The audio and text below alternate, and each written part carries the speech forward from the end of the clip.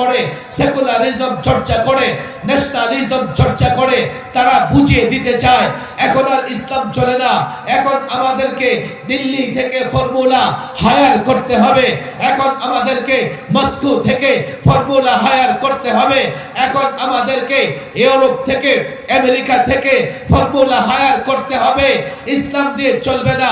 মক্কা মদিনায় শুধুমাত্র জীবনে একবার টুপি লাগিয়ে মুসলিম পরিচয় বহাল রাখবার জন্য যাব, হজ করব, উমরা করব, ইসলাম আর চলে না। ইসলাম কার্যকর না। ম্যাক্সিমাম পশ্চিমা শিক্ষায় শিক্ষিত, সেকুলারিজমের ধান্দায়, সেকুলারিজমের চিন্তায় পাগল দেওয়ানা, তারা এটাই মনে করে। আজকে চুয়াডাঙ্গায় ওলামাদের প্রোগ্রাম থেকে আমি পরিষ্কার বলি, শিক্ষিত সমাজকে চ্যালেঞ্জ করতে চাই, চাকরিজীবী, ব্যবসায়ী, রাজনীতিবিদ, তোমাদের চ্যালেঞ্জ করতে চাই। ইসলাম সম্পর্কে আমাদের বক্তব্য, আমাদের বিশ্বাস একেবারে স্পষ্ট।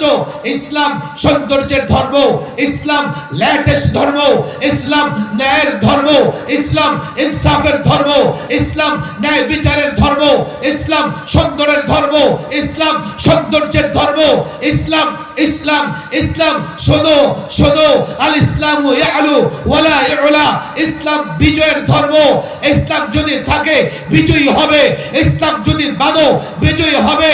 ১৫০০ বছর ধরে যখন মুসলমান ইসলাম ধরেছে, ইসলাম মেনেছে, বদর থেকে নিয়ে রোমানদের সঙ্গে যুদ্ধ পর্যন্ত, খায়বার থেকে নিয়ে সিন্ধু বিজয় পর্যন্ত, মুহাম্মদ বিন কাসিমের লড়াই পর্যন্ত, যখন মুসলমান ইসলাম ধরেছে, ইসলাম মেনেছে, ইসলাম প্র্যাকটিস করেছে, কাফের, বেঈমান, তাগুত, ইহুদি, নাসারা, পত্তলিক যারাই মুসলমানদের মোকাবেলায় এসেছে, আল্লাহর কসম ইসলাম বিজয় হয়েছে, মুসলমান বিজয় হয়েছে। কাফের, বেঈমান মুসলমানদের মোকাবেলায় টিকতে পারে না। কি করে লড়াই করবা?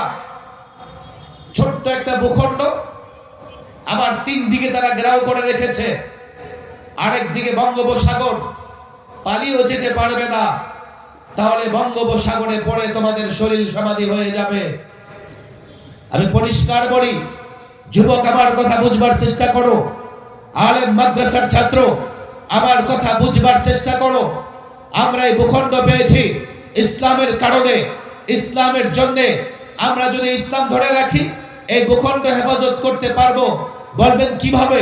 ইসলাম হলেই আপনি কি করে লড়াই করবেন?